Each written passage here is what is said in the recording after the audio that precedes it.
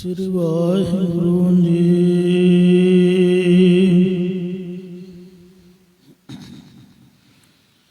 ਸਤਨਾਮ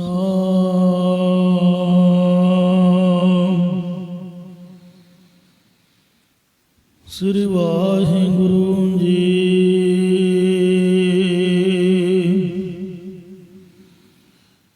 ਇਕ ਓੰਕਾਰ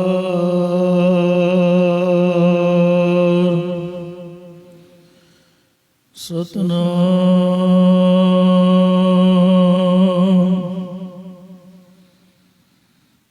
ਕਰਤਾ ਪੁਰਖ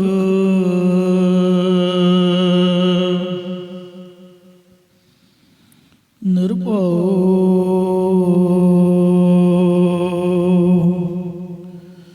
ਨਿਰਵੈਰ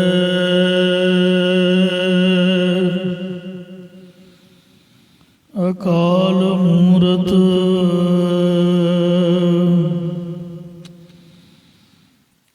ਅਜੂਨੀ ਸੈਭੰ ਗੁਰ ਪ੍ਰਸਾਦ ਜਪ ਆਦਿ ਸਚ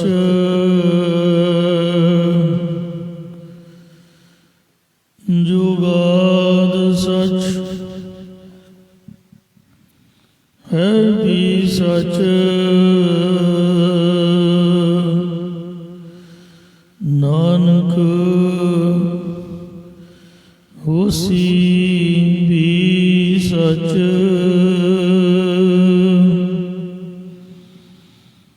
ਸਜਣ ਸੱਚਾ ਪਾਤਸ਼ਾਹ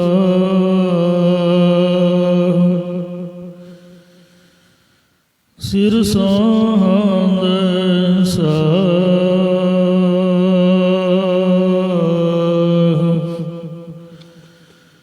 ਜਿਸ ਪਾਸ ਬੈਠਿਆ ਸੋਹੀਐ ਸਭਨਾਂ ਦਾ ਵਿਸਾਹ। ਸਤਨਾਮ ਸ੍ਰੀ ਵਾਹਿਗੁਰੂ ਸਾਹਿਬ ਜੀਓ।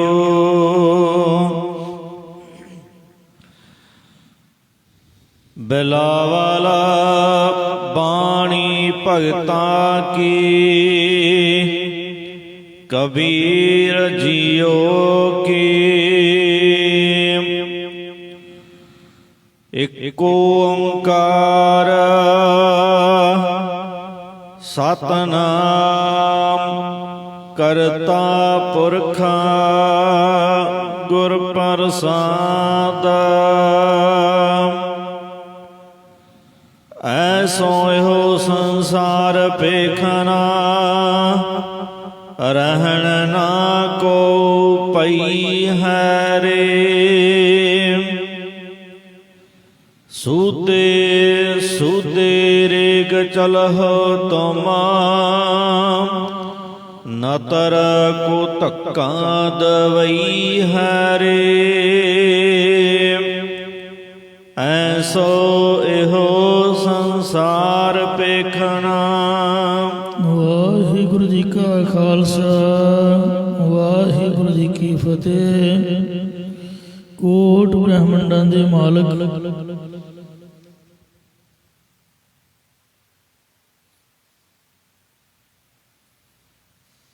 ਜੁਗੋ ਜੁਗੀ ਅਟਲ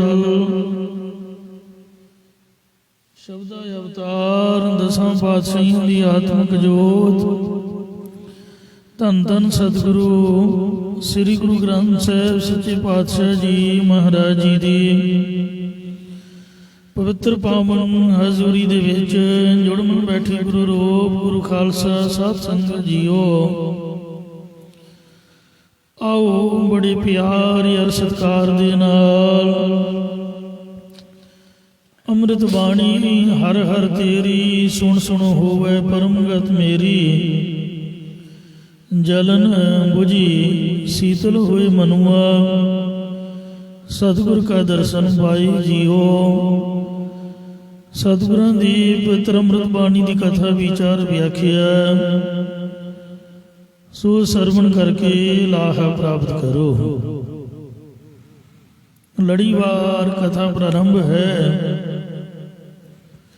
ਕੱਲ ਬਿਲਾਵਲ ਦੀ ਵਾਰ ਦੀ ਜੋ 13ਵੀਂ ਪੌੜੀ ਯਾਨੀ ਆਖਰੀ ਪੌੜੀ ਸੰਪੂਰਨ ਹੋਈ ਸੀ। ਰਾਗ ਬਿਲਾਵਲ ਵਾਰ ਮਹੱਲੇ ਚੌਥੇ ਕੀ। ਬਿਲਾਵਲ ਰਾਗ ਦੇ ਵਿੱਚ ਚੌਥੇ ਪਾਤਸ਼ਾਹ ਜੀ ਦੀ ਇਹ ਵਾਰ ਜੋ ਸੰਪੂਰਨ ਹੋਈ ਹੈ, ਜਿਸ ਵਿੱਚ ਆਖਰੀ ਪੌੜੀ 'ਚ ਧੰਨ ਗੁਰੂ ਰਾਮਦਾਸ ਮਹਾਰਾਜ ਜੀ ਨੇ ਬਹੁਤ ਹੀ ਸੁੰਦਰ ਉਪਦੇਸ਼ ਬਖਸ਼ਿਆ ਹੈ। ਸਤਿਗੁਰੂ ਦੀ ਮਹਿਮਾ ਦੇ ਵਿੱਚ, ਕਿਉਂਕਿ ਉਹ ਗੁਰੂ ਅਮਰਦਾਸ ਜੀ ਦੇ ਚਰਨਾਂ ਵਿੱਚ ਰਹੇ ਨੇ। ਗੋਇੰਦਵਾਲ ਸਾਹਿਬ ਮਰਵਾਏ ਸ਼ੇਖਾਂ ਦੇ ਮੁੰਡੇ ਬੜੇ ਸ਼ਰਾਰਤੀ ਨਿੰਦਕ ਸਨ। ਇੱਕ ਤਪਾ ਬੜਾ ਨਿੰਦਕ ਸੀਗਾ। ਸੋ ਗੁਰੂ ਸਾਹਿਬ ਜੋ ਕੁਝ ਦੇਖਦੇ ਰਹੇ, ਉਹਦੇ 'ਚ ਗੁਰੂ ਮਹਾਰਾਜ ਦੀ ਮਹਿਮਾ ਪ੍ਰਗਟ ਕਰਦੇ ਨੇ। ਆਖਰੀ ਪੌੜੀ ਦੇ ਵਿੱਚ ਆਪ ਨੇ ਸਰਵਣ ਕੀਤਾ। ਪੌੜੀ ਕੋਈ ਨਿੰਦਕ ਹੋਵੇ ਸਤਿਗੁਰੂ ਕਾ, ਫਿਰ ਸਰਨ ਗੁਰ ਆਵੇ। ਪਿਛਲੇ ਗੁਨਾਹ ਸਤਿਗੁਰ ਬਖਸ਼ ਲਏ, ਸਤ ਸੰਗਤ ਨਾਲ ਰਲਾਵੇ। ਜਿਉ ਮੀਂਹ ਉਠੇ ਗਲੀਆਂ ਨਾਲੀਆਂ ਟੋਭਿਆਂ ਕਾ ਜਲ, ਜਾਏ ਪਵੇ ਸੁਰਸਰੀ। ਸੁਰਸਰੀ ਮਿਲਤ ਪਵਿੱਤਰ ਪਾਵਨ ਹੋਏ ਜਾਵੇ। ਇਹ ਵਡਿਆਈ ਸਤਿਗੁਰ ਨਿਰਵੈਰ ਵਿੱਚ, ਜਿਤ ਮਿਲਿਆ ਤਿਸਨਾ ਭੁਖ ਉਤਰੈ, ਹਰ ਸਾਂਤ ਤੜਿਆਵੇ। ਨਾਨਕ ਇਹ ਅਚਰਜ ਦੇਖੋ ਮੇਰੇ ਹਰ ਸੱਚੇ ਸਾਹਕਾ, ਜੇ ਸਤਿਗੁਰ ਨੂੰ ਮੰਨੈ ਸੋ ਸਭਨਾ ਭਾਵੈ ਸੁਧ। ਕਿ ਭਾਵੇਂ ਕੋਈ ਨਿੰਦਕ ਵੀ ਗੁਰੂ ਜੀ ਦੀ ਸ਼ਰਨ ਵਿੱਚ ਆ ਜਾਏ, ਸਤਿਗੁਰੂ ਜੀ ਬਖਸ਼ ਕੇ, ਜਿਵੇਂ ਗੰਗਾ ਦੇ ਵਿੱਚ ਮਿਲ ਕੇ ਸਾਰੇ ਪਾਣੀ ਗੰਗਾ ਜਲ ਬਣ ਜਾਂਦੇ ਨੇ, ਇਉਂ ਨਿਰਵੈਰ ਸਤਿਗੁਰੂ ਜੀ ਆਪਣੇ ਨਾਲ ਮਿਲਾ ਕੇ, ਸੰਗਤ ਨਾਲ ਮਿਲਾ ਕੇ ਤੇ ਉਹਨੂੰ ਚੰਗਾ ਇਨਸਾਨ ਬਣਾ ਦਿੰਦੇ ਹਨ। ਇੰਜ ਉਹ ਸਭਨਾਂ ਨੂੰ ਅੱਛਾ ਲੱਗਦਾ ਹੈ। ਆਓ ਹੁਣ ਪਿਆਰ ਸਤਿਕਾਰ ਨਾਲ ਬਿਲਾਵਲ ਰਾਗ ਦੇ ਅੰਦਰ ਭਗਤ ਸਾਹਿਬਾਨਾਂ ਦੀ ਉਚਾਰਨ ਕੀਤੀ ਹੋਈ ਬਾਣੀ ਜੋ ਸਤਿਗੁਰੂ ਅਰਜਨ ਦੇਵ ਜੀ ਮਹਾਰਾਜ ਸਾਹਿਬ ਲਿਖਵਾ ਰਹੇ ਨੇ, ਤੇ ਇਸ ਦੀ ਕਥਾ ਵਿਚਾਰ ਸਰਵਣ ਕਰੋ, ਉਚਾਰਨ ਕਰੋ। ਸਤਿਨਾਮ ਸ੍ਰੀ ਵਾਹਿਗੁਰੂ ਜੀ। ਸਤਿਨਾਮ ਸ੍ਰੀ ਵਾਹਿਗੁਰੂ ਸਾਹਿਬ ਜੀਓ। ਬਿਲਾਵਲ ਬਾਣੀ ਭਗਤਾਂ ਕੀ। ਬਿਲਾਵਲ ਰਾਗ ਦੇ ਵਿੱਚ ਧੰਨ ਸਤਿਗੁਰੂ ਸ੍ਰੀ ਗੁਰੂ ਅਰਜਨ ਦੇਵ ਸਾਹਿਬ ਜੀ ਮਹਾਰਾਜ ਭਗਤ ਸਾਹਿਬਾਨਾਂ ਦੀ ਬਾਣੀ ਲਿਖਵਾ ਰਹੇ ਹਨ। ਭਾਈ ਗੁਰਦਾਸ ਸਾਹਿਬ ਜੀ ਦੇ ਪਾਸੋਂ ਕਬੀਰ ਜੀਓ। ਸਭ ਤੋਂ ਪਹਿਲਾਂ ਭਗਤ ਕਬੀਰ ਸਾਹਿਬ ਜੀ ਦੀ ਬਾਣੀ ਪ੍ਰਾਰੰਭ ਕਰਦੇ ਹਨ। ਇੱਕ ਓੰਕਾਰ ਅਦੁੱਤੀ ਪਰਮੇਸ਼ਰ ਜੋ ਸਰਬ ਦਾ ਪ੍ਰਕਾਸ਼ਕ ਹੈ। ਸਤਿਨਾਮ ਸਤ ਤ੍ਰੈ ਕਲ ਆਬਾਦ ਰੂਪ ਨਾਮ ਪ੍ਰਸਿੱਧ ਹੈ। ਕਰਤਾ ਜਗਤ ਨੂੰ ਰਚਨ ਵਾਲਾ ਹੈ। ਪੁਰਖਾ ਸਾਰੀਆਂ ਥਾਵਾਂ ਦੇ ਵਿੱਚ ਪਰਿਪੂਰਨ ਹੈ। ਗੁਰ ਪ੍ਰਸਾਦ ਐਸਾ ਪਰਮੇਸ਼ਰ ਜੇ ਦਰਸ਼ਨ ਕਰਨੇ ਹੋਣ ਤੇ ਗੁਰਾਂ ਦੀ ਕਿਰਪਾ ਕਰਕੇ ਪ੍ਰਾਪਤ ਹੁੰਦਾ ਹੈ। ਐਸੋ ਇਹੋ ਸੰਸਾਰ ਪੇਖਣਾ। ਧੰਨ ਭਗਤ ਕਬੀਰ ਸਾਹਿਬ ਜੀ ਦੇ ਪਾਸ ਪ੍ਰਸ਼ਨ ਉੱਤਰ ਕਰਨ ਵਾਲੇ ਬਹੁਤ ਪੁਰਖ ਆਉਂਦੇ ਜਾਂਦੇ ਰਹਿੰਦੇ ਸਨ। ਇੱਕ ਦਿਨ ਕੁਝ ਪੁਰਖ ਆਏ ਤੇ ਆ ਕੇ ਕਬੀਰ ਸਾਹਿਬ ਜੀ ਨੂੰ ਕਹਿਣ ਲੱਗੇ, ਹੇ ਕਬੀਰ ਜੀ, ਇਹ ਸੰਸਾਰ ਸਤ ਹੈ ਕਿ ਜਾਂ ਅਸਤ ਹੈ, ਇਸ ਦੀ ਬਾਬਤ ਆਪ ਦੱਸਣਾ ਕਰੋ। ਇਹ ਸੁਣ ਕੇ ਭਗਤ ਕਬੀਰ ਸਾਹਿਬ ਜੀ ਕਹਿਣ ਲੱਗੇ ਕਿ ਤੁਸੀਂ ਹੀ ਦੱਸੋ। ਤਾਂ ਉਹ ਕਹਿਣ ਲੱਗੇ ਸਾਨੂੰ ਤਾਂ ਸਮਝ ਨਹੀਂ ਆਉਂਦੀ ਜੀ। ਫਿਰ ਭਗਤ ਕਬੀਰ ਸਾਹਿਬ ਜੀ ਇਹ ਸੰਸਾਰ ਨੂੰ ਮਿਥਿਆ ਰੂਪ ਕਥਨ ਕਰਕੇ ਉਪਦੇਸ਼ ਬਖਸ਼ਿਸ਼ ਕਰਦੇ ਹਨ। ਐਸੋ ਇਹੋ ਸੰਸਾਰ ਪੇਖਣਾ।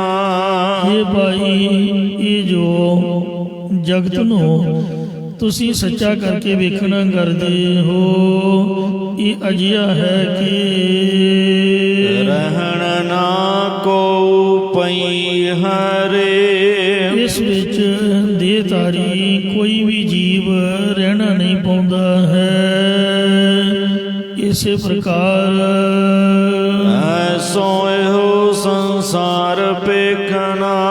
ਜਿਹੜਾ ਅਜਿਹਾ ਇਹ ਸੰਸਾਰ ਤੁਸੀਂ ਸੱਚਾ ਮੰਨਿਆ ਹੋਇਆ ਹੈ, ਇਹ ਵੇਖਣਾ ਪੁਤਲੀਆਂ ਦੇ ਤਮਾਸ਼ੇ ਵਰਗਾ ਹੈ, ਜਾਂ ਤਮਾਸ਼ੇ ਦੀ ਤਰ੍ਹਾਂ। ਅਰਥਾਤ ਜਿਵੇਂ ਤਮਾਸ਼ਾ ਕਰਨ ਵਾਲਾ ਪੁਤਲੀਆਂ ਨੂੰ ਕਦੇ ਸਿੱਧੀਆਂ, ਕਦੇ ਮੂਧੀਆਂ, ਕਦੇ ਟੇਢੀਆਂ ਰੱਖ ਦਿੰਦਾ, ਇਸੇ ਤਰ੍ਹਾਂ ਸੰਸਾਰ ਦਾ ਤਮਾਸ਼ਾ ਕਰਨ ਵਾਲਾ ਪਰਮੇਸ਼ਰ ਕਦੇ ਜੀਵ ਨੂੰ ਪੁਤਲੀਆਂ ਸਿੱਧੀਆਂ ਭਾਵ ਪੈਦਾ ਕਰ ਦਿੰਦਾ, ਤੇ ਕਦੇ ਮੂਧੀਆਂ ਭਾਵ ਪ੍ਰਲਬਧ ਪੂਰੀ ਹੋਈ ਤੋਂ ਸਮਾਪਤ ਕਰ ਦਿੰਦਾ ਹੈ।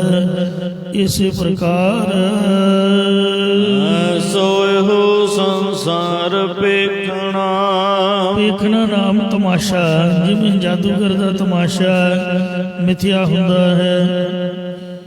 ਉਹ ਕਾਗਜ਼ਾਂ ਤੋਂ ਕਬੂਤਰ ਉਡਾ ਦਿੰਦਾ, ਬੰਦਿਆਂ ਦੇ ਪਿੱਠ ਦੇ ਡੰਡੇ ਮਾਰ ਕੇ ਤੇ ਵਿੱਚੋਂ ਸਿੱਕੇ ਕੱਢ ਦਿੰਦਾ। ਅਜਿਹਾ ਹੀ ਇਹ ਸੰਸਾਰ ਨੂੰ ਮਿਥਿਆ ਵੇਖਣਾ ਕਰੋ। ਨਾ ਤਾਂ ਕਬੂਤਰ ਅਸਲੀ ਹੁੰਦੇ, ਨਾ ਸਿੱਕੇ ਅਸਲੀ ਹੁੰਦੇ। ਮਤਲਬ ਸੱਚਮੁੱਚ ਹੀ ਜੇ ਉਹ ਕਬੂਤਰ ਪੈਦਾ ਕਰਨਾ ਜਾਣਦਾ ਹੋਵੇ ਤੇ ਕਬੂਤਰ ਵੇਚ ਕੇ ਆਪਣਾ ਗੁਜ਼ਾਰਾ ਕਿਉਂ ਨਾ ਕਰੇ। ਫਿਰ ਜੇ ਪੈਸੇ ਉਹ ਕੱਢਣਾ ਜਾਣਦਾ ਹੋਵੇ ਤੇ ਮੰਗਦਾ ਕਿਉਂ ਫਿਰੇ।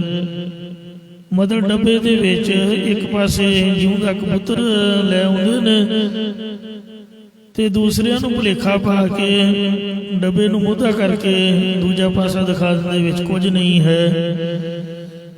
ਤੇ ਜਦ ਕੱਢਦੇ ਨੇ ਉਹ ਉਲਟਾ ਕਰਕੇ ਕਬੂਤਰ ਕੱਢ ਕੇ ਦਿਖਾ ਦਿੰਦੇ। ਇਉਂ ਸਿਰਫ ਉਹਨਾਂ ਦੇ ਹੱਥਾਂ ਦੀ ਸਫਾਈ ਹੈ। ਮਤਲਬ ਇਹ ਜੋ ਸੰਸਾਰ ਹੈ, ਜਿਵੇਂ ਕਾਗਜ਼ਾਂ ਦੇ ਕਬੂਤਰ ਮਿਥਿਆ ਤੇ ਬੰਦਿਆਂ ਦੇ ਸਿੱਕੇ ਮਿਥਿਆ ਨੇ, ਉਹ ਤਾਂ ਇੱਕ ਤਮਾਸ਼ਾ ਜਿਹਾ ਹੀ ਹੈ। ਇਉਂ ਸੰਸਾਰ ਨੂੰ ਵੇਖੀਦਾ ਕੁਝ ਹੋਰ ਹੈ ਕੁਝ ਹੋਰ। ਮਤਲਬ ਸੱਚਾ ਮੰਨ ਕੇ ਨਾ ਵੇਖਣਾ ਕਰੋ। ਜਾਂ ਜਿਵੇਂ ਬਾਜੀਗਰ ਦੀ ਖੇਡ ਹੁੰਦੀ ਹੈ, ਅਜਿਹਾ ਹੀ ਇਹ ਸੰਸਾਰ ਹੈ। ਬਾਜੀਗਰ ਜੈਸੇ ਬਾਜੀ ਪਾਈ, ਨਾਨਾ ਰੂਪ ਭੇਖ ਦਿਖਲਾਈ। ਸਾਂਗ ਉਤਾਰ ਥਮਿਓ ਪਾਸਰ, ਤਬੇ ਕੋਈ ਕੰਕਾਰਾ। ਜਗ ਰਚਨਾ ਸਭ ਝੂਠ ਹੈ, ਜਾਨ ਲਿਓ ਰੇ ਮੀਤ। ਕਹਿ ਨਾਨਕ ਤੇਰਾ ਨਾਮ ਹੈ, ਜਿਉ ਬਾਲੂ ਕੀ ਭੀਤ। ਇੰਜ ਇਹ ਜੋ ਸੰਸਾਰ ਹੈ, ਪਾਤਸ਼ਾਹ ਕਬੀਰ ਜੀ ਫਰਮਾਉਂਦੇ ਨੇ,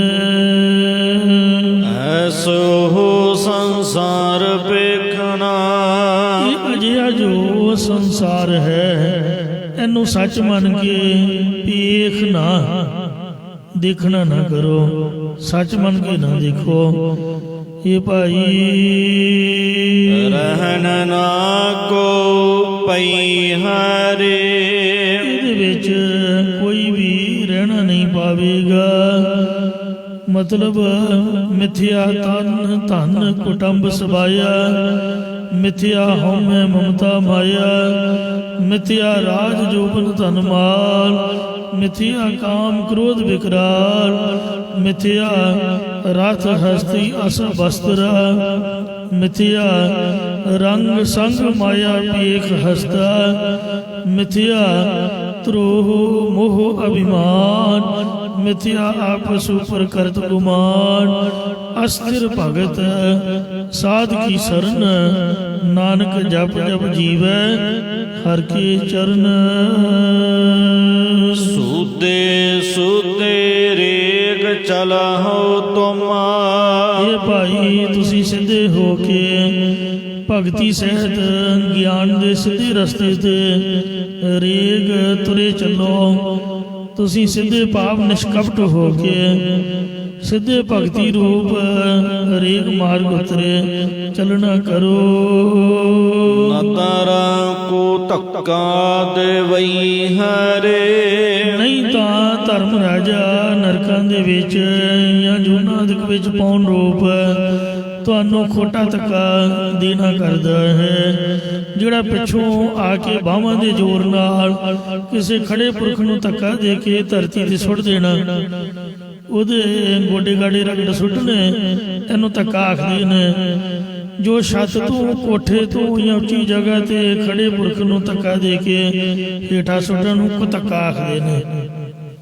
ਇਉਂ ਯਮਦੂਤ ਜਿਹੜਾ ਉੱਚੀ ਜਗ੍ਹਾ ਤੋਂ ਡਿੱਗੇ ਉਹ ਸਿਰ ਪਰ ਨਹੀਂ ਡਿੱਗਦਾ, ਖੋਟਾ ਧੱਕਾ ਤੁਹਾਨੂੰ ਦੇਵੇਗਾ। ਬਾਰੇ ਰਹਾਓ ਵਿਸ਼ਰਾਮ ਦੇ ਕਰ ਕਬੀਰ ਸਾਹਿਬ ਜੀ ਫਰਮਾਉਂਦੇ ਨੇ, ਬਾਰੇ ਬੁੱਢੇ ਤਰਨੇ ਭਈਆ। ਇਹ ਭਈਆ ਜੀ ਬਿਹਾਰੀ ਬੰਦੇ ਭਈਆ ਜੀ ਕਹਿੰਦੇ ਨੇ, ਮਾਲਵੇ ਚ ਬਾਈ ਜੀ ਕਹਿੰਦੇ ਨੇ, ਮਾਝੇ ਦੇ ਭਾਊ ਕਹਿੰਦੇ ਨੇ, ਗੁਰਦੁਆਰੇ ਦੇ ਭਾਈ ਸਾਹਿਬ ਜੀ ਕਹਿੰਦੇ ਨੇ, ਗੱਲ ਇੱਕੋ ਹੀ ਹੈ। ਅੰਗਰੇਜ਼ੀ ਮੈਨ ਬ੍ਰਦਰ ਕਹਿੰਦੇ ਨੇ। ਤੋ ਇਸ ਲਈ ਇਹ ਭਈਆ ਜੀ, ਇਹ ਭਾਈ, ਇਹ ਮੇਰੇ ਭਰਾਵੋ, ਭਾਵੇਂ ਕੋਈ ਬੱਚਾ ਹੈ, ਭਾਵੇਂ ਕੋਈ ਬੁੱਢਾ ਹੈ ਤੇ ਭਾਵੇਂ ਕੋਈ ਜਵਾਨ ਹੋਵੇ, ਸਭ ਹੋ ਜਮ ਲੈ ਜਈ ਹਰੇ। ਸਭਨਾਂ ਦੇ ਸਰੀਰ ਵਿੱਚੋਂ ਯਮਦੂਤ ਸੂਖਮ ਸਰੀਰ ਨੂੰ ਕੱਢ ਕੇ ਲੈ ਜਾਏਗਾ। ਰੇ ਹੇ ਭਈਆ ਜੀ, ਇਹ ਲੈ ਜਾਵੇਗਾ। ਨਹਿ ਬਾਰਕ ਨਹਿ ਜੋਬਨ, ਉਹਨੇ ਨਹੀਂ ਵੇਖਣਾ ਕਿ ਬੱਚਾ ਹੈ, ਉਹਨੇ ਨਹੀਂ ਵੇਖਣਾ ਇਹ ਜਵਾਨ ਹੈ। ਨਹਿ ਬਿਰਧੀ ਕਸ਼ ਬੰਦ, ਉਹਨੇ ਨਹੀਂ ਵੇਖਣਾ ਇਹ ਬੁੱਢਾ ਹੈ। ਉਹ ਬੇਰਾ ਨਹਿ ਬੁਝੀਐ, ਉਹ ਵੇਲੇ ਦੀ ਕੋਈ ਸਮਝ ਨਹੀਂ ਹੈ ਕਿ ਕਿਹੜੇ ਵੇਲੇ ਮੌਤ ਆ ਜਾਣੀ ਹੈ। ਜੋ ਆਏ ਪਰੈ ਜਮ ਫੰਦ, ਜਦ ਕਿ ਆ ਕੇ ਜਮਾਂ ਨੇ ਫਾਹਾ ਪਾ ਲੈਣਾ, ਕਿਸੇ ਨੂੰ ਕੀ ਪਤਾ। ਜਿੰਨਾ ਮਰਜੀ ਕੋਈ ਜੋਸ਼ੀ ਹੋਵੇ, ਅੰਤਰਜਾਮੀ ਹੋਵੇ, ਆਪਦੀ ਮੌਤ ਨੂੰ ਨਹੀਂ ਕੋਈ ਜਾਣਦਾ। ਦੂਜਿਆਂ ਦੀਆਂ ਗੱਲਾਂ ਆਪਾਂ ਦੱਸਾਂਗੇ, ਤੈਨੂੰ ਆਹ ਹੋ ਜਾਊ, ਤੈਨੂੰ ਉਹ ਹੋ ਜਾਊ, ਐਵੇਂ ਡਰਾ ਧਮਕਾ ਕੇ ਆ ਜਿਹੜੇ ਪੰਡਤ ਜੋਸ਼ੀ ਨੇ ਪੈਸੇ ਇਕੱਠੇ ਕਰਦੇ ਨੇ, ਮਰਦੇ ਉਹ ਵੀ ਨੇ। ਉਹਨਾਂ ਨੂੰ ਪਤਾ ਹੋਵੇ ਤੇ ਆਪ ਬਚਣਾ ਨਾ ਜਾਣ, ਪਰ ਇਹ ਸਭ ਝੂਠ ਪਖੰਡ ਹੈ। ਮੈਂ ਤਾਂ ਨਹੀਂ ਸਮਝਦਾ ਵੀ ਕਿਸੇ ਨੂੰ ਕੁਛ ਪਤਾ ਹੋਵੇ। ਜੇ ਬਾਣੀ ਸੱਚੀ ਹੈ ਤੇ ਫਿਰ ਮਹਾਰਾਜ ਕਹਿੰਦੇ ਨੇ ਕਿ ਜਾਨੀ ਨਾ ਜਾਈ ਤਾਂ ਕੀ ਗਾਤ, ਰੱਬ ਨੇ ਕੀ ਕਰਨਾ ਹੈ ਤੁਹਾਨੂੰ ਕੀ ਪਤਾ। ਪੰਡਤ ਵਿਚਾਰਾ ਕੀ ਜਾਣੇ ਰੱਬ ਦੀਆਂ ਬਾਤਾਂ ਨੂੰ, ਕਿਉਂਕਿ ਵਾਹਿਗੁਰੂ ਪੰਡਤ ਨੂੰ ਪੁੱਛ ਕੇ ਥੋੜ੍ਹਾ ਕੁਛ ਕਰਦਾ ਹੈ। ਸਤਿਗੁਰੂ ਨਾਨਕ ਦੇਵ ਮਹਾਰਾਜ ਨੇ ਆਖਿਆ ਹੈ ਕਿ ਅੰਤ ਨਾ ਸਿਫਤੀ ਕਹਿਣ ਨਾ ਅੰਤ, ਅੰਤ ਨਾ ਵੇਖਣ ਸੁਣਨ ਨਾ ਅੰਤ, ਅੰਤ ਨਾ ਅੰਤਾ ਸਦਾ ਬੇਅੰਤਾ, ਕਹੋ ਨਾਨਕ ਉੱਚੋ ਉੱਚਾ। ਜਾਨੀ ਨਾ ਜਾਈ ਤਾਂ ਕੀ ਗਾਤ, ਵਾਹਿਗੁਰੂ ਜੀ ਦੀ ਆ ਹਾਲਤ, ਉਹਦੇ ਕਾਰਨਾਮੇ, ਉਹਦੇ ਕੀ ਕਰ ਦੇਣਾ, ਇਸ ਬਾਬਤ ਕੋਈ ਜਾਣਿਆ ਨਹੀਂ ਜਾ ਸਕਦਾ। ਸੋ ਮੌਤ ਬਾਰੇ ਤਾਂ ਕਿਸੇ ਨੂੰ ਕੁਛ ਵੀ ਪਤਾ ਨਹੀਂ ਲੱਗਦਾ। ਇਹ ਤਾਂ ਉਦੋਂ ਹੀ ਅੱਖਾਂ ਖੁੱਲਦੀਆਂ ਨੇ, ਜਮ ਕਾ ਡੰਡ ਮੂੰਡ ਮੈਂ ਲੱਗੈ, ਖਿਨ ਮੈਂ ਕਰੇ ਨਬੇਰਾ। ਯਮਾਂ ਦਾ ਡੰਡਾ ਜਦ ਸਿਰ ਤੇ ਵੱਜਦਾ, ਇੱਕ ਖਿਨ ਜੀ ਨਬੇੜਾ ਕਰ ਦਿੰਦਾ, ਅੱਖਾਂ ਖੋਲ ਦਿੰਦਾ ਹੈ। ਕਬੀਰ ਕਿਆ ਜਾਣਾ ਕਿਵ ਮਰਹਿਗੇ, ਕੈਸਾ ਮਰਨਾ ਹੋਏ। ਜੇਕਰ ਸਾਹਿਬ ਮਨੁ ਨਾ ਵਿਸਰੈ ਤਾਂ ਸਹਿਲਾ ਮਰਨਾ ਹੋਏ। ਉਸ ਵੇਲੇ ਨੂੰ ਸਮਝਿਆ ਨਹੀਂ ਜਾ ਸਕਦਾ ਕਿ ਜਮਾਂ ਨੇ ਆ ਕੇ ਕਦ ਫਾਹੀ ਪਾ ਦੇਣੀ ਹੈ। ਮਾਨਸ ਬਪਰਾ ਮੂਸਾ ਕੀਨੋ। ਇਹ ਭਾਈ ਮਨੁੱਖ ਵਿਚਾਰਾ ਤਾਂ ਚੂਹੇ ਦੀ ਤਰ੍ਹਾਂ ਬਣਾਉਣਾ ਕੀਤਾ ਹੈ। ਮੀਚਾਂ ਬੇਲਈਆ ਖਈ ਹੈ ਰੇ। ਇਸੇ ਕਰਕੇ ਇਸ ਨੂੰ ਮੌਤ ਰੂਪੀ ਬਿੱਲੀ ਖਾਈ ਜਾ ਰਹੀ ਹੈ, ਭਾਵ ਨਾਸ਼ ਕਰੀ ਜਾਂਦੀ ਹੈ। ਪ੍ਰਸ਼ਨ ਹੋਇਆ, ਹੇ ਕਬੀਰ, ਕੀ ਦੁਨਿਆਵੀ ਧਨ ਨਾਲ ਤਾਂ ਜਮ ਤੋਂ ਬਚਾਅ ਹੋ ਜਾਂਦਾ ਹੋਏਗਾ? ਤਾਂ ਸਾਹਿਬ ਕਬੀਰ ਜੀ ਫਰਮਾਉਂਦੇ ਨੇ, ਧਨਵੰਤਾ ਯਾਰ ਨਿਰਧਨ ਮਨਈ। ਹੇ ਭਾਈ, ਜਿਹੜੇ ਧਨਾੜ ਪੁਰਸ਼ ਨੇ ਧਨ ਵਾਲੇ ਹਨ, ਅਤੇ ਨਿਰਧਨ ਜਿਹੜੇ ਧਨ ਤੋਂ ਹੀਣੇ ਪੁਰਸ਼ ਹਨ, ਭਾਵ ਗਰੀਬ ਪੁਰਖ ਹਨ, ਉਹ ਸੋ ਧਨ ਤੋਂ ਹੀਣੇ ਮਨਈ ਮਨੁੱਖ ਹਨ। ਤਾਕੇ ਕਛੂ ਨਾ ਕਾਨੀ ਰੇ। ਜਿਨ੍ਹਾਂ ਦੀ ਯਮਦੂਤ ਨੂੰ ਕੁਝ ਵੀ ਕਾਨ ਕਨੋਟ ਨਹੀਂ, ਭਾਵ ਕਾਲ ਨਾ ਤਾਂ ਅਮੀਰ ਬੰਦੇ ਦਾ ਲਿਹਾਜ਼ ਕਰਦਾ ਕਿ ਇਹਦੇ ਕੋਲ ਬਹੁਤ ਪੈਸਾ ਹੈ, ਤੇ ਨਾ ਹੀ ਕੰਗਾਲਾਂ ਤੇ ਤਰਸ ਕਰਕੇ ਗਰੀਬਾਂ ਨੂੰ ਛੱਡਦਾ। ਝੁੱਗੀਆਂ ਝੌਂਪੜੀਆਂ 'ਚ ਰਹਿਣ ਵਾਲੇ, ਭਾਵੇਂ ਕੋਈ ਗਰੀਬ ਹੈ, ਜੇ ਤੰਬਾਕੂ ਹੀ ਖਾਈ ਜਾਣਾ, ਬੀੜੀਆਂ ਪੀਵੀ ਜਾਣੀਆਂ, ਸ਼ਰਾਬੀ ਡੱਫੀ ਜਾਣੀ ਹੈ, ਚਾਹ ਦੀ ਜਗ੍ਹਾ ਤੇ ਉੱਠਦਿਆਂ ਸਾਰੀ ਬੋਤਲ ਨੂੰ ਮੂੰਹ ਲੈ ਲੈਣਾ ਸਿੱਧਾ ਹੀ, ਨਾ ਪਾਣੀ ਪਾਉਣਾ ਨਾ ਕੁਝ ਖਾਣ ਨੂੰ ਲੈਣਾ, ਤੇ ਫਿਰ ਤਾਂ ਮੌਤ ਨੇ ਅੜਾਂਗੀ ਲੈਣਾ। ਇਸ ਵਾਸਤੇ ਉਹਨੇ ਅਮੀਰ ਨੂੰ ਨਹੀਂ ਵੇਖਣਾ ਕਿ ਇਹਦੇ ਕੋਲ ਅਰਬਾਂ ਰੁਪਈਆ ਹੈ, ਜਿੰਨੀ ਮਰਜ਼ੀ ਆਕਸੀਜਨ ਲਾਈ ਹੋਵੇ ਉਹਨੇ ਲੈ ਹੀ ਜਾਣਾ ਹੈ।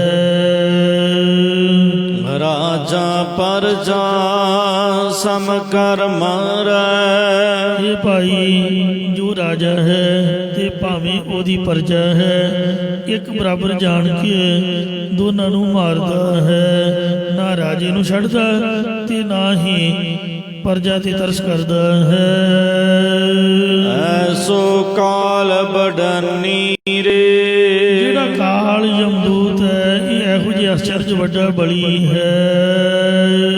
ਹਰ ਕੇ ਸੇਵਕ ਜੋ ਹਰ ਪਾਏ। ਹਰੀ ਪਰਮੇਸ਼ਰ ਦੇ ਸੇਵਕ ਦਾਸ ਜਿਹੜੇ ਪਰਮੇਸ਼ਰ ਨੂੰ ਭਾ ਗਏ ਨੇ, ਜਾਂ ਜਿਹੜੇ ਪਰਮੇਸ਼ਰ ਦੀ ਪ੍ਰਾਪਤੀ ਵਾਲੇ ਗਿਆਨ ਨੂੰ ਪ੍ਰਕਾਸ਼ ਦੇ ਸਹਿਤ ਹੋ ਗਏ ਨੇ, ਜਾਂ ਜੋ ਪਰਮੇਸ਼ਰ ਤੇ ਭਾਏ ਭਾਵਨਾ ਕਰਦੇ ਹਨ, ਤਨ ਕੀ ਕਥਾ ਨਿਰਾਰੀ ਰੇ। ਇਹਨਾਂ ਦੀ ਕਥਾ ਵਾਰਤਾ ਹੋਰ ਦੁਨਿਆਵੀ ਪੁਰਖਾਂ ਦੇ ਨਾਲੋਂ ਨਿਰਾਲੀ ਅਸੰਗ ਹੈ। ਸੋ ਉਹਨਾਂ ਦੀ ਕਥਾ ਜਿਹੜੀ ਹੈ ਉਹ ਕਥਨ ਤੋਂ ਰਹਿਤ ਹੈ, ਕਿਉਂਕਿ ਉਹ ਪਰਮਾਤਮਾ ਦਾ ਰੂਪ ਹੋ ਗਏ। ਪਰਮਾਤਮਾ ਦੀ ਕਥਾ ਕੋਈ ਕਰ ਹੀ ਨਹੀਂ ਸਕਦਾ। ਇਸ ਲਈ ਮਹਾਂਪੁਰਖਾਂ ਦੀ ਜਿਹੜੀ ਕਥਾ ਹੈ ਉਹ ਵੀ ਨਿਰਾਲੀ ਅਸੰਗ ਹੈ। ਸਾਧ ਕੈ ਸੰਗ ਨਾਹੀ ਕਛ ਕਾਲ, ਦਰਸ਼ਨ ਭੇਟ ਹੋਤ ਨਿਹਾਰ। ਪੁਰਾਣੇ ਯੁੱਗਾਂ ਦੇ ਵਿੱਚ ਸਾਰੀ ਉਮਰ ਤਪਸਵੀ ਲੋਕ ਕਮਾਈਆਂ ਕਰਦੇ ਰਹਿੰਦੇ, ਫਿਰ ਵੀ ਕੁਛ ਪ੍ਰਾਪਤੀ ਨਾ ਹੁੰਦੀ। ਪਰ ਗੁਰੂ ਸਾਹਿਬ ਨੇ ਕਲਯੁਗ ਦੇ ਵਿੱਚ ਬ੍ਰਹਮ ਗਿਆਨੀਆਂ ਸਾਧੂ ਸੰਤਾਂ ਦੀ ਸੰਗਤ ਬਖਸ਼ੀ, ਜਿਨ੍ਹਾਂ ਦੀ ਸੰਗਤ ਵਿੱਚ ਕਮਾਈ ਵੀ ਕੁਛ ਨਹੀਂ ਕਰਨੀ ਪੈਂਦੀ, ਫਲ ਵੀ ਬਹੁਤਾ ਮਿਲਦਾ। ਇਉਂ ਪ੍ਰਭ ਜੀ ਬਸੈ ਸਾਧ ਕੀ ਰਸਨਾ, ਨਾਨਕ ਬ੍ਰਹਮ ਗਿਆਨੀ ਆਪ ਪਰਮੇਸ਼ਰ। ਉਹਨਾਂ ਦੀ ਕਥਾ ਕੌਣ ਕਰ ਸਕਦਾ ਹੈ? ਆਵੈ ਨਾ ਜਾਹੇ ਨਾ ਕਬਹੂ ਮਰਤੇ। ਜੰਮਣ ਮਰਨ ਬਾਹਰੇ ਪਰ ਉਪਕਾਰੀ ਜਗ ਵਿੱਚ ਆਏ। ਜਨ ਕੀ ਤੂਰ ਮਿਟੇ ਅਗ ਕੋਟ, ਸਾਧ ਸੰਗ ਜਨਮ ਮਰਨ ਤੇ ਛੋਟ। ਸਾਧੂ ਸੰਤਾਂ ਦੀ ਚਰਨ ਧੂੜੀ ਪ੍ਰਾਪਤ ਹੋਣ ਤੋਂ ਕਰੋੜਾਂ ਹੀ ਪਾਪ ਇਨਸਾਨ ਦੇ ਖਤਮ ਹੋ ਜਾਂਦੇ ਨੇ, ਤੇ ਸੰਗਤ ਕਰਨ ਤੋਂ ਜੰਮਣ ਮਰਨ ਤੋਂ ਛੁਟਕਾਰਾ ਹੋ ਜਾਂਦਾ। ਜਿਹਦੇ ਤੇ ਨਿਗਾਹ ਪਾ ਦਿੰਦੇ ਉਹਦਾ ਜੰਮਣ ਮਰਨ ਮੇਟ ਦਿੰਦੇ। ਉਹਨਾਂ ਨੇ ਤਾਂ ਭਲਾ ਜੰਮਣ ਮਰਨ ਵਿੱਚ ਕੀ ਆਉਣਾ ਹੋਇਆ। ਇਹ ਭਾਈ ਨਾ ਤਾਂ ਉਹ ਜੰਮ ਕੇ ਆਉਂਦੇ ਨੇ ਤੇ ਨਾ ਹੀ ਮਰ ਕੇ ਜਾਂਦੇ ਨੇ। ਮਤਲਬ ਧੰਨ ਧੰਨ ਧੰਨ ਜਨ ਆਇਆ ਜਿਸ ਪ੍ਰਸਾਦ ਸਭ ਜਗਤ ਰਾਇਆ। ਜਨ ਆਮਣ ਕਾ ਇਹ ਸੁਆਓ। ਉਹਨਾਂ ਦੀ ਆਉਣ ਦਾ ਇਹ ਪ੍ਰਯੋਜਨ ਨਹੀਂ ਹੈ ਜਿਵੇਂ ਅਸੀਂ ਆਉਂਦੇ ਆ ਆਪਦੇ ਕਰਮਾਂ ਦਾ ਭੋਗਣ ਲਈ ਜੰਮਦੇ ਆ, ਕਰਮ ਭੋਗ ਕੇ ਮਰ ਕੇ ਨਰਕਾਂ 'ਚ ਪੈ ਜਾਂਦੇ ਆ। ਉਹਨਾਂ ਦਾ ਆਉਣਾ ਇੰਜ ਨਹੀਂ ਹੈ। ਉਹਨਾਂ ਦੀ ਆਉਣ ਦਾ ਕੀ ਪ੍ਰਯੋਜਨ ਹੈ। ਜਨ ਆਵਣ ਕਾ ਇਹ ਸੁਆਓ ਜਨ ਕੈ ਸੰਗ ਚਿਤ ਆਵੈ ਨਾਉ। ਉਹ ਆਉਂਦੇ ਨੇ ਨਾਮ ਜਪਾਉਣ ਲਈ, ਕਥਾ ਕੀਰਤਨ ਦੇ ਦੁਆਰਾ ਸੰਗਤ ਦੇ ਵਿੱਚ ਕਲਯੁਗ ਜੀਆਂ ਨੂੰ ਮੇਲ ਕੇ ਉਹਨਾਂ ਦਾ ਭਲਾ ਕਰਨ ਵਾਸਤੇ ਆਉਂਦੇ ਨੇ। ਇਸ ਲਈ ਜਨ ਆਵਣ ਕਾ ਇਹ ਸੁਆਓ ਜਨ ਕੈ ਸੰਗ ਚਿਤ ਆਵੈ ਨਾਉ। ਜਦ ਉਹਨਾਂ ਦੀ ਸੰਗਤ ਵਿੱਚ ਨਾਮ ਚੇਤੇ ਆਉਂਦਾ ਤਾਂ ਆਪ ਮੁਕਤ, ਆਪ ਤਾਂ ਪਹਿਲਾਂ ਹੀ ਮੁਕਤ ਸੀਗੇ ਤੇ ਮੁਕਤ ਕਰੇ ਸੰਸਾਰ। ਸੰਸਾਰ ਨੂੰ ਮੁਕਤ ਕਰਕੇ ਤੁਰ ਜਾਂਦੇ। ਨਾਨਕ ਤਿਸ ਜਨ ਕੋ ਸਦਾ ਨਮਸਕਾਰ। ਉਸ ਪੁਰਖ ਨੂੰ ਅਸੀਂ ਹਮੇਸ਼ਾ ਹੀ ਮਰ ਕੇ ਨਮਸਕਾਰ ਕਰਦੇ ਹਾਂ। ਜਨਮ ਮਰਨ ਦੋਹੂ ਮੈਂ ਨਾਹੀ ਜਨ ਪਰ ਉਪਕਾਰੀ ਆਏ। ਜੀਅ ਦਾਨ ਦੇ ਭਗਤੀ ਲਾਇਨ ਹਰ ਸਿਉ ਲੈਣ ਮਿਲਾਏ। ਇਉਂ ਜਨਮ ਤੇ ਮਰਨ ਤੋਂ ਬਾਅਦ ਜਿਵੇਂ ਜੇਲ੍ਹ ਦੇ ਵਿੱਚ A class, B class, C class ਕੈਦੀ ਹੁੰਦੇ ਨੇ, ਪਰ ਜਿਹੜਾ ਡਾਕਟਰ ਹੈ ਉਹ ਕੈਦੀਆਂ ਦੀ ਤਰ੍ਹਾਂ ਨਹੀਂ ਆਉਂਦਾ ਜਾਂਦਾ। ਕੈਦੀ ਤਾਂ ਇੱਕ ਵਾਰ ਕੈਦ ਵਿੱਚ ਪੈ ਜਾਣ ਆਪਦੀ ਸਜ਼ਾ ਭੁਗਤ ਕੇ ਹੀ ਬਾਹਰ ਆਉਂਦੇ ਨੇ। ਪਹਿਲਾਂ ਉਹਨਾਂ ਦਾ ਛੁਟਕਾਰਾ ਨਹੀਂ ਹੁੰਦਾ। ਡਾਕਟਰ ਦੀ ਮਰਜ਼ੀ ਹੈ, ਜਦੋਂ ਉਹਦਾ ਟਾਈਮ ਹੈ ਸੈਚਰਡੇ ਸੰਡੇ ਉਹ ਕੈਦੀਆਂ ਨੂੰ ਮਿਲਣ ਵਾਸਤੇ, ਉਹਨਾਂ ਦੀਆਂ ਬਿਮਾਰੀਆਂ ਦਾ ਇਲਾਜ ਕਰਨ ਵਾਸਤੇ ਆਪਦੀ ਮਰਜ਼ੀ ਨਾਲ ਜਾਂਦਾ ਹੈ, ਮਰਜ਼ੀ ਨਾਲ ਬਾਹਰ ਆ ਜਾਂਦਾ ਹੈ। ਇੰਜ ਜਿਹੜੇ ਸੰਤ ਪਿਆਰੇ ਸੱਚਾ ਧਾਰੇ, ਜਿਹੜੇ ਮਹਾਂਪੁਰਖ ਰੱਬ ਦੇ ਪਿਆਰ ਵਾਲੇ ਨੇ, ਉਹ ਸੰਸਾਰ ਦੇ ਵਿੱਚ ਜਿਹੜੇ ਕਰਮਾਂ ਦੀ ਕੈਦ ਵਿੱਚ ਅਸੀਂ ਲੋਕ ਪਏ ਹੋਏ ਹਾਂ, A class, B class, C class ਕੈਦੀਆਂ ਦੀ ਤਰ੍ਹਾਂ, ਕੋਈ ਪੁੰਨ ਕਰਮੀ ਹੈ, ਕੋਈ ਪਾਪ ਕਰਮੀ ਹੈ, ਉਹ ਸਭਨਾਂ ਦਾ ਭਲਾ ਕਰਨ ਵਾਸਤੇ ਨਾਮ ਜਪਾ ਕੇ ਮੁਕਤ ਕਰਨ ਲਈ ਆਉਂਦੇ ਨੇ। ਜਾਂ ਨਾਨਕ ਧੂੜ ਮੰਗੈ ਤੇ ਗੁਰ ਸਿੱਖ ਕੀ ਜੋ ਆਪ ਜਪੈ ਅਵਰੈ ਨਾਮ ਜਪਾਵੈ। ਪਾਰ ਬ੍ਰਹਮ ਸੰਗਾਰੀ ਰੇ। ਉਹ ਜੰਮਦੇ ਮਰਦੇ ਕਿਉਂ ਨਹੀਂ? ਕਿਉਂਕਿ ਉਹ ਤਾਂ ਪਰਮੇਸ਼ਰ ਦੇ ਸਾਥੀ ਹੋ ਜਾਂਦੇ ਨੇ, ਪਾਪ ਪਰਮੇਸ਼ਰ ਵਿੱਚ ਅਭੇਦ ਹੋ ਜਾਂਦੇ ਨੇ। ਜਿਉਂ ਜਲ ਮੈਂ ਜਲ ਆਏ ਖਟਾਨਾ, ਤਿਉਂ ਜੋਤੀ ਸਭ ਜੋਤ ਸਮਾਨਾ। ਮਿਟ ਗਈ ਗਵਨ ਪਾਈ ਵਿਸਰਾਮ, ਨਾਨਕ ਪ੍ਰਭ ਕੈ ਸਦ ਕੁਰਬਾਨ। ਕਿਉਂ ਵਾਹਿਗੁਰੂ ਦੇ ਸਰੂਪ ਦੇ ਉਹ ਮੇਲੀ ਹੋ ਜਾਂਦੇ ਹਨ। ਪੁੱਤਰ ਕਲਤਰ ਲక్ష్ਮੀ ਮਾਇਆ। ਇਹ ਭਾਈ ਪੁੱਤਰ ਤੇ ਕਲਤਰ ਪੁੱਤਰ ਦੀ ਘਰ ਵਾਲੀ ਭਾਵ ਨੂੰਹ ਰਾਣੀ, ਲక్ష్ਮੀ ਆਪਣੀ ਘਰ ਵਾਲੀ, ਤੇ ਮਾਇਆ ਕੈਸ਼ ਮਣੀ ਰੋਕੜੀ ਭਾਵ ਧਨ ਪਦਾਰਥ ਆਦਿਕ। ਇਹ ਤਜਹੁ ਜੀ ਜਾਨੀ ਰੇ। ਇਤਿਆਦਿਕ ਇਹਨਾਂ ਸਭਨਾਂ ਨੂੰ ਸ਼ਾਲੂ ਜਾਣ ਕੇ ਇਹਨਾਂ ਦਾ ਮੋਹ ਆਪਦੇ ਹਿਰਦੇ ਵਿੱਚੋਂ ਛੱਡ ਦਿਓ ਗੁਰਮੁਖੋ। ਇਹਨਾਂ ਸਭਨਾਂ ਨੂੰ ਦੁੱਖ ਜਾਂ ਮਿਥਿਆ ਰੂਪ ਜਾਣ ਕੇ ਹਿਰਦੇ ਵਿੱਚੋਂ ਤਿਆਗ ਦੇਣਾ ਕਰੋ। ਲੋੜ ਤਾਂ ਸਾਰਿਆਂ ਨੂੰ ਹੀ ਹੈ, ਤੇ ਪਰ ਜਿਹੜਾ ਲਾਲਚ ਕਰਨਾ ਹੈ ਜਾਂ ਛਲ ਫਰੇਬ, ਠੱਗੀ, ਝੂਠ ਫਰੇਬ, ਇਹ ਕਮਾਈ ਨੂੰ ਗੁਰੂ ਸਾਹਿਬ ਨੇ ਨਿੰਦਿਆ ਹੈ। ਕਬੀਰ ਜੀ ਕਹਿੰਦੇ ਨੇ ਕਿ ਇਹਦਾ ਮੋਹ ਜਿਹੜਾ ਹੈ ਉਹ ਤਿਆਗ ਦੇਵੋ। ਕਹਿਤ ਕਬੀਰਾ ਸੁਨਹੁ ਰੇ ਸੰਤੋ। ਇਹ ਜੋ ਵੀ ਕਥਾ ਵਿਚਾਰ ਆਪ ਨੂੰ ਸਰਵਣ ਕਰਵਾ ਰਹੇ ਨੇ। ਭਗਤ ਕਬੀਰ ਸਾਹਿਬ ਜੀ ਕਥਨ ਕਰ ਰਹੇ ਹਨ ਕਿ ਹੇ ਸੰਤ ਜਨੋ, ਸਾਡੀ ਇਸ ਕਥਾ ਵਿਚਾਰ ਨੂੰ ਸ਼ਰਧਾ ਸੰਯੁਕਤ ਹੋ ਕੇ ਤੇ ਭਾਵਨਾ ਰੂਪੀ ਕੰਨਾਂ ਦੇ ਨਾਲ ਸਰਵਣ ਕਰੋ।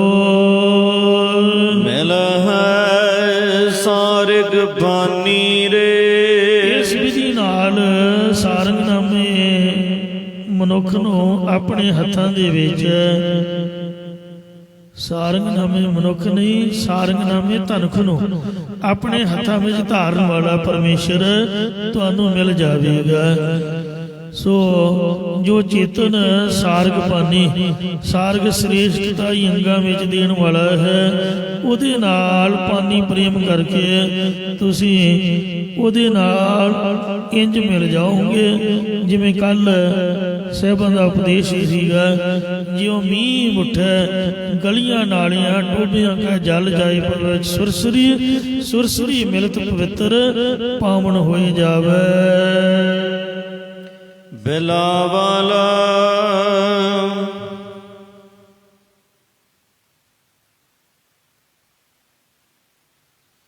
ਬਿਲਾਵਲ ਰਾਗ ਦਾ ਨਾਮ ਹੈ। ਇਹਦੇ ਚ ਕਬੀਰ ਸਾਹਿਬ ਜੀ ਦੂਸਰਾ ਸ਼ਬਦ ਉਚਾਰ ਰਹੇ ਹਨ, ਵਿਦਿਆ ਨਾ ਪਾਰੋ। ਕੋਈ ਪੰਡਤ ਕਬੀਰ ਸਾਹਿਬ ਦੇ ਕੋਲ ਆਇਆ, ਜਿਹੜਾ ਬੜਾ ਮਤੰਡਾਬਾਦ ਜਲਪਾਬਾਦ ਆਦਿ ਕਰਦਾ ਰਹਿੰਦਾ ਸੀ, ਚਰਚਾ ਦੇ ਵਿੱਚ ਹੀ ਪਿਆ ਰਹਿੰਦਾ ਸੀ, ਜੋ ਭੇਦਵਾਦ ਨੂੰ ਸਿੱਧ ਕਰਦਾ ਸੀ। ਇਹ ਪੰਡਤ ਕਬੀਰ ਜੀ ਨੂੰ ਕਹਿਣ ਲੱਗਾ ਵੀ ਤੂੰ ਵੱਡੇ ਵੱਡੇ ਵਿਦਵਾਨਾਂ ਨੂੰ ਜਿੱਤ ਲੈਂਦਾ, ਮੇਰੇ ਨੂੰ ਜਿੱਤ ਕੇ ਦਿਖਾ, ਮੇਰੇ ਨਾਲ ਚਰਚਾ ਕਰ। ਇਹ ਸੁਣ ਕੇ ਭਗਤ ਕਬੀਰ ਸਾਹਿਬ ਉਹਦੇ ਨਾਲ ਚਰਚਾ ਕਰਨ ਵੱਲੋਂ ਸੰਕੋਚ ਕਰਦਿਆਂ ਹੋਇਆ ਉੱਤਰ ਵਿੱਚ ਉਹਨੂੰ ਉਚਾਰਨ ਕਰਕੇ ਸਮਝਾਉਂਦੇ ਨੇ ਕਿ ਹੇ ਭਾਈ, ਵਿਦਿਆ ਨਾ ਪਰੋ। ਮੈਂ ਭੇਦਵਾਦ ਵਾਲੀ ਜਾਂ ਜੁਗਤੀਆਂ ਪ੍ਰਧਾਨ ਵਾਲੀ ਜਾਂ ਆਤਮਾ ਪਰਮਾਤਮਾ ਦੀ ਪ੍ਰਾਪਤੀ ਤੋਂ ਬਗੈਰ ਹੋਰ ਦਵੈਸ਼ ਵਾਲੀ ਵਿਦਿਆ ਇਲਮ ਨੂੰ ਨਹੀਂ ਪੜ੍ਹਦਾ ਹਾਂ। ਬਾਦ ਨਹੀਂ ਜਾਣਾ, ਤੇ ਨਾ ਹੀ ਮੈਂ ਝਗੜਾ ਕਰਨਾ ਜਾਂ ਚਰਚਾ ਕਰਨੀ ਜਾਣਦਾ। ਕਈ ਗੱਲਾਂ ਵੀ ਕਰਨਗੇ ਇਉਂ ਜਾਪਣਗੇ ਜਿਵੇਂ ਝਗੜਾ ਕਰਦੇ ਹੁੰਦੇ ਨੇ। ਤੇ ਸੰਤ ਜਿਹੜੇ ਗੁਰਮੁਖ ਨੇ, ਸੋ ਉਹ ਆਪਦੇ ਬਚਨਾਂ ਦੇ ਵਿੱਚ ਵੀ ਰਸ ਭਰਦੇ ਹਨ। ਸੰਤਾਂ ਮਹਾਂਪੁਰਖਾਂ ਦੀ ਰਸਨਾ ਤੋਂ ਜਦੋਂ ਬੋਲਦੇ ਨੇ ਤੇ ਸੰਗਤ ਉਤਸੁਕਤਾ ਦੇ ਨਾਲ ਸੁਣਦੀ ਹੈ, ਵੀ ਜਿਵੇਂ ਉਹ ਕਥਾ ਹੀ ਕਰਦੇ ਹੋਣ। ਬਾਣੀ ਉਚਰੈ ਸਾਧ ਜਨ ਅੰਮਿਓ ਚੱਲੇ ਚਰਣੇ। ਇੰਜ ਕਬੀਰ ਸਾਹਿਬ ਜੀ ਕਹਿੰਦੇ ਵੀ ਆਪਾਂ ਝਗੜੇ 'ਚ ਨਹੀਂ ਪੈਂਦੇ ਹਾਂ ਭਾਈ। ਜਿਹੜਾ ਚਰਚਾ ਕਰਨੀ ਹੈ ਇਹਦੇ ਨਾਲ ਮਨ ਦੇ ਵਿੱਚ ਮਿਠਾਸ ਦੀ ਬਜਾਏ ਫਿੱਕਾਪੁਣਾ ਆਉਂਦਾ ਹੈ। ਇਸ ਲਈ ਪਹਿਲਾਂ ਹੀ ਹੱਥ ਜੋੜ ਕੇ ਮਾਫੀ ਮੰਗਦੇ ਹੋ ਵੀ ਤੂੰ ਵੱਡਾ, ਜਿਹੜਾ ਤਗਮਾ ਤੂੰ ਲੈਣਾ ਭਾਈ ਤੂੰ ਲੈ ਲੈ, ਤੂੰ ਜਿੱਤਿਆ ਤੇ ਮੈਂ ਹਾਰਿਆ।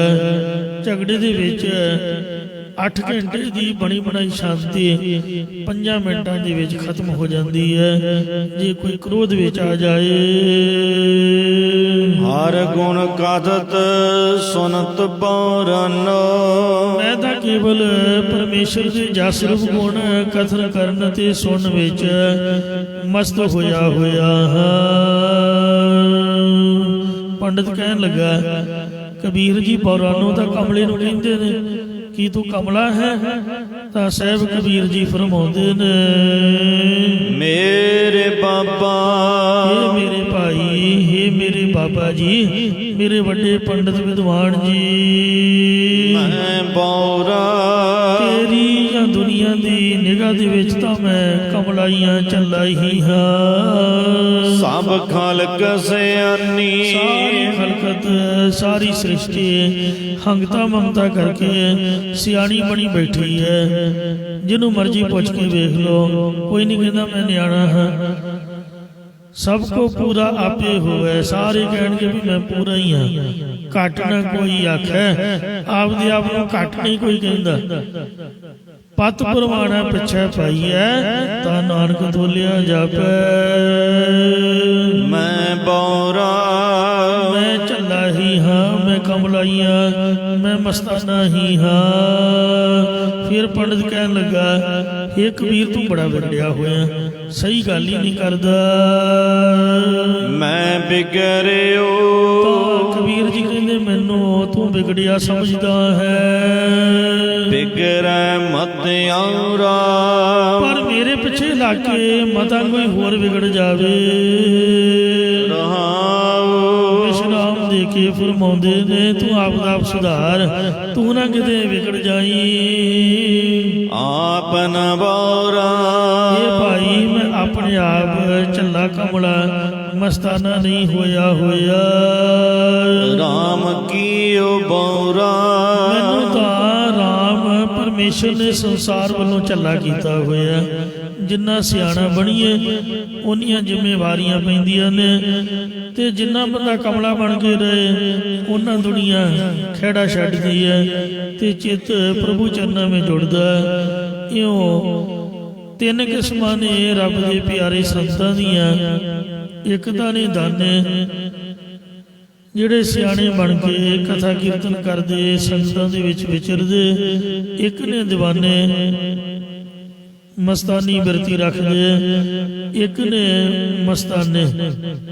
ਸੋ ਜਿਹੜੇ ਦੀਵਾਨੇ ਨੇ ਉਹ ਤਾਂ ਕਿਸੇ ਇੱਕ ਬੰਦੇ ਨੂੰ ਆਪਦੀ ਰਮਜ ਦੇ ਦਿੰਦੇ ਨੇ।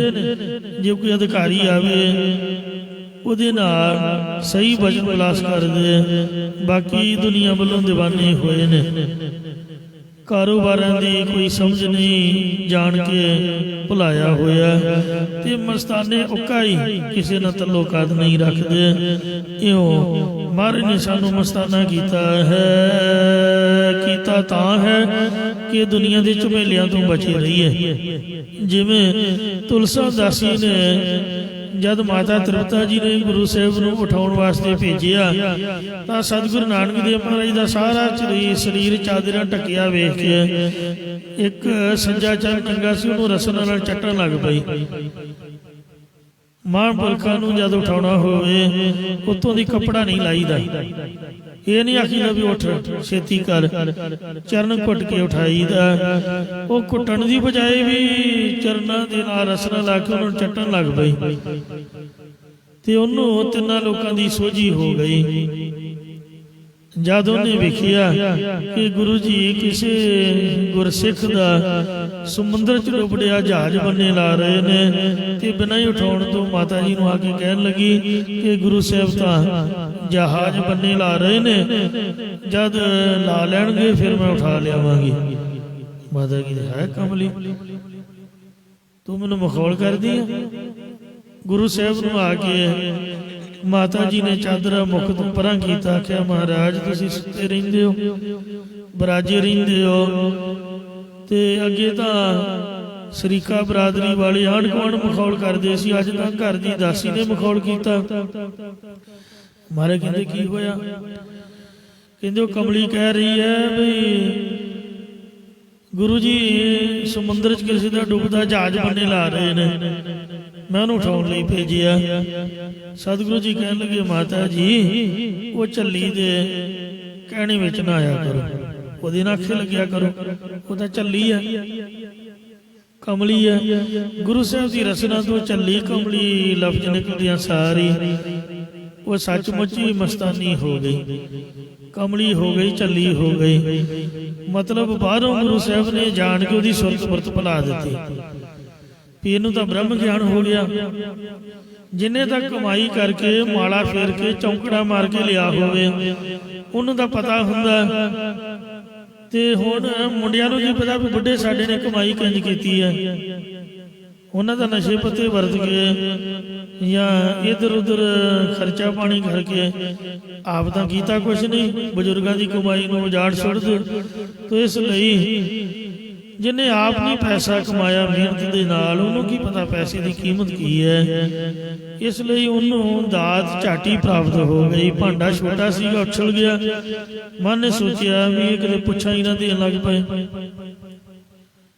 ਕਈ ਕਹਿਣਗੇ ਤੂੰ ਆਹ ਲੂਣ ਖਾ ਕੇ ਆਇਆ, ਕਈ ਕਹਿਣਗੇ ਮਿਰਚ ਖਾ ਕੇ ਆਇਆ, ਆਹ ਸਬਜ਼ੀ ਨਾਲ ਰੋਟੀ ਖਾਧੀ। ਮਤਲਬ ਜੀ ਇਹੀ ਕੁਛ ਵੇਖਣਾ ਹੈ ਵੀ ਕਿਹੜਾ ਮੱਕੀ ਦੀ ਰੋਟੀ ਖਾ ਕੇ ਆਇਆ, ਕਿਹੜਾ ਕਣਕ ਦੀ ਖਾ ਕੇ ਆਇਆ, ਭਾਜੀ ਕਿਹੜੀ ਨਾ ਖਾ ਕੇ। ਫਿਰ ਦੱਸੋ ਸੰਤ ਬਣਨ ਦਾ ਫਾਇਦਾ ਕੀ ਹੋਇਆ?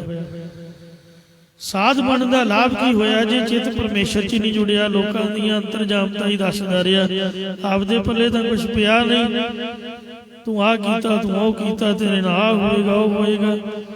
ਇਹ ਕੋਈ ਗੱਲ ਚੰਗੀ ਥੋੜੋ ਆ।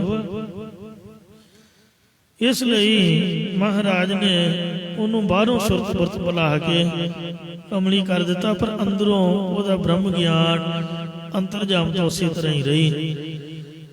ਉਹਦੇ ਭਲੇ ਵਾਸਤੇ ਗੁਰੂ ਸਾਹਿਬ ਨੇ ਇੰਝ ਕੀਤਾ। ਇਉਂ ਸੋ ਦੁਨੀਆ ਦੀ ਝਮੇਲਿਆਂ ਤੋਂ ਬਚਾਉਣ ਵਾਸਤੇ ਕਬੀਰ ਜੀ ਕਹਿੰਦੇ ਨੇ ਕਿ ਰਾਮ ਨੇ ਸਾਨੂੰ ਬੌਰਾ ਕਰ ਦਿੱਤਾ, ਮਸਤਾਨਾ ਕਰ ਦਿੱਤਾ ਹੈ। ਸਤਿਗੁਰ ਜਾਰ ਗਇਓ ਭ੍ਰਮ ਮੋਰਾ। ਉਹ ਜਿੰਨਾ ਚਿਰ ਫਿਰ ਤੁਲਸਾ ਦਾਸੀ ਦੁਨੀਆ ਵਿੱਚ ਸੰਸਾਰ ਵਿੱਚ ਜਿਉਂਦੀ ਰਹੀ, ਉਹਨਾਂ 'ਚ ਬ੍ਰਹਮ ਗਿਆਨ ਦਾ ਆਨੰਦ ਮਾਣਦੀ ਰਹੀ।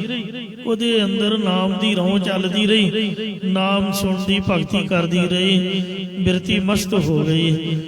ਤੇ ਚੜ੍ਹਾਈ ਕਰਨ ਤੋਂ ਬਾਅਦ ਗੁਰੂ ਸਾਹਿਬ ਨੇ ਆਪਦੇ ਚਰਨਾਂ 'ਚ ਨਿਵਾਸ ਬਖਸ਼ਿਆ।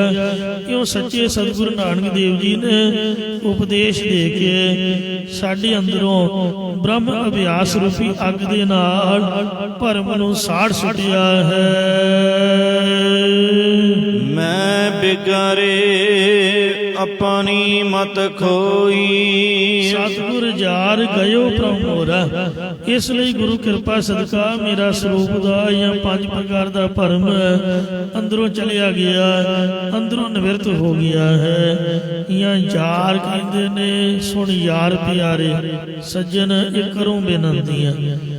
ਇਹ ਪਿਆਰੇ ਮਿੱਤਰ, ਇਹ ਮੇਰੇ ਯਾਰ, ਤੇਰੀ ਕਿਰਪਾ ਨਾਲ ਮੇਰੇ ਸਰੂਪ ਦਾ ਭਰਮ ਦੂਰ ਹੋ ਗਿਆ ਹੈ। ਮੈਂ ਬਿਗਰੇ ਆਪਣੀ ਮਤ ਖੋਈ। ਦੁਨੀਆ ਮੈਨੂੰ ਵਿਗੜਿਆ ਹੋਇਆ ਸਮਝਦੀ ਹੈ, ਸੱਚਮੁੱਚ ਹੀ ਮੈਂ ਵਿਗੜੇ ਹੋਏ ਨੇ। ਸਤ ਸੰਗਤ ਦੁਆਰਾ ਮਿਲ ਕੇ ਆਪ ਦੀ ਵਿਸ਼ੇ ਵਿਸ਼ਾਣੀ ਅਕਲ ਖਵਾ ਲਈ ਹੈ। ਵਿਗੜੇ ਦਾ ਅਰਥ ਹੈ ਬਦਲ ਜਾਣਾ। ਮੈਂ ਬਦਲ ਗਿਆ ਹਾਂ, ਭਾਵ ਮਾੜੇ ਤੋਂ ਚੰਗਾ ਬਣ ਗਿਆ ਸੰਗਤ ਦੀ ਕਿਰਪਾ ਦੇ ਨਾਲ। ਮੇਰੇ ਪਰਮ ਭੁੱਲੋ ਮਤ ਕੋਈ। ਮੇਰੇ ਤੇ ਨਿਸ਼ਚਾ ਕਰਕੇ ਭਰਮ 'ਚ ਪੈਣ ਵਾਲੇ ਜੀਵੋ, ਮਤਾਂ ਕਿਤੇ ਕੋਈ ਭੁੱਲ ਜਾਇਓ, ਭਾਵ ਭਗਤੀ ਨਾ ਕਰ ਬੈਠਿਓ।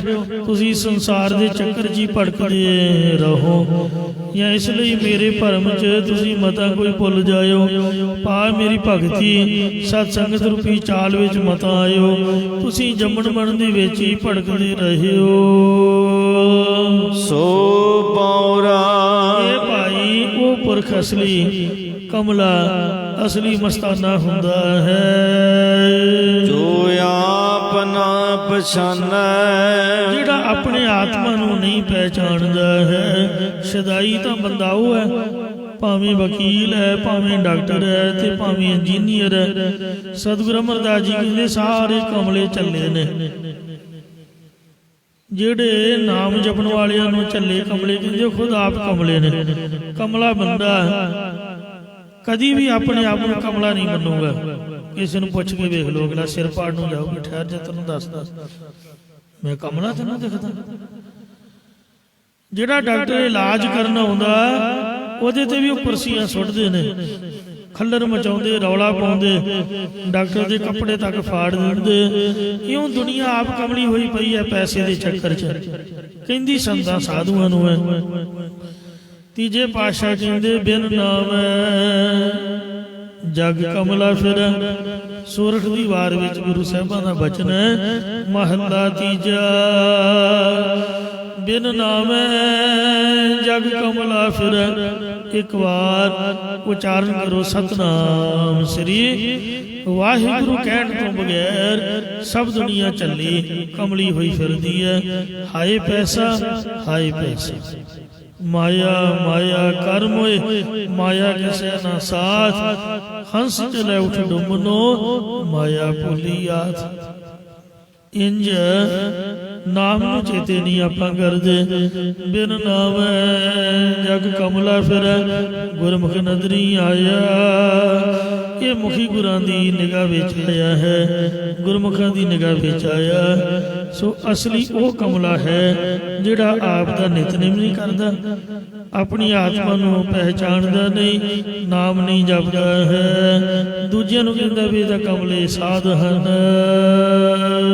ਆਪ ਪਛਾਨੈ ਤਾਂ ਏਕੈ ਜਾਣੈ। ਜਦ ਕੋਈ ਆਪਣੇ ਆਤਮਾ ਨੂੰ ਪਹਿਚਾਣਦਾ ਤਾਂ ਹੀ ਕੋਈ ਇੱਕ ਬ੍ਰਹਮ ਨੂੰ ਸਾਰਿਆਂ ਦੇ ਵਿੱਚ ਰਮਿਆ ਹੋਇਆ ਜਾਣਦਾ ਹੈ।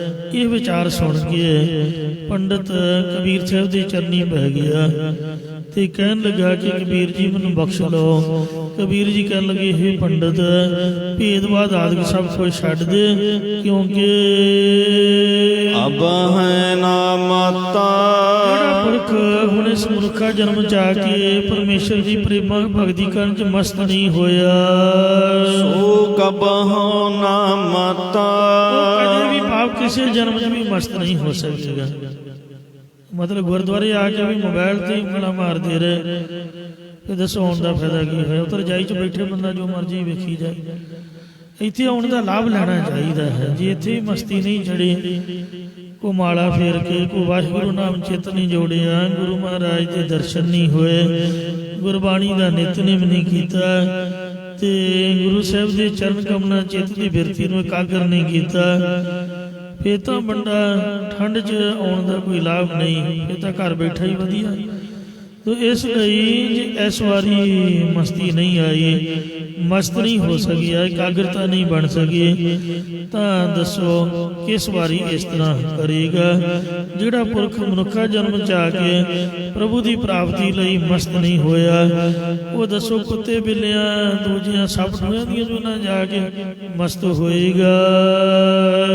ਕਹਿ ਕਬੀਰਾ ਰਾਮੈ ਰੰਗ ਰਤਾ।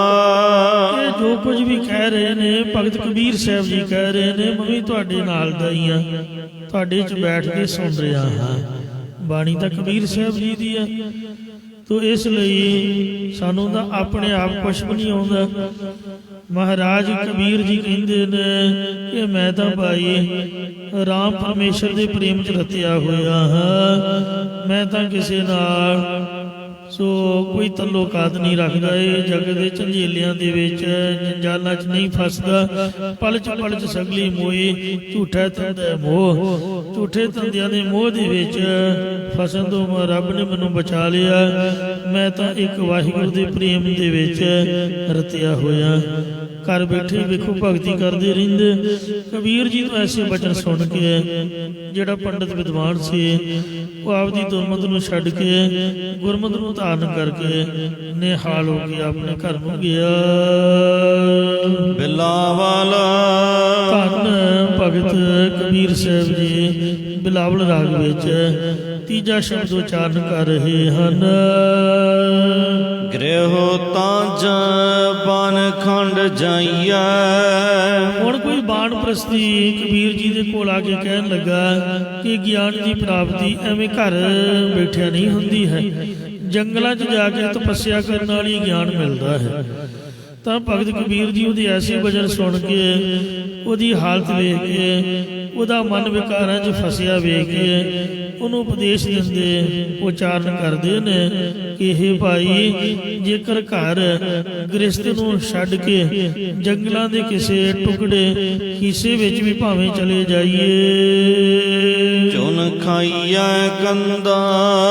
ਪਰ ਉੱਥੇ ਜਾ ਕੇ ਟਾਹਣਿਆਂ ਨਾਲ ਲੱਗੇ ਫਲ ਫੁੱਲ ਚੁਣ ਚੁਣ ਕਰਕੇ ਖਾਣਾ ਕਰੀਏ। ਅਜਹੁ ਬੇਕਾਰ ਨ ਛੁਟਾਈ।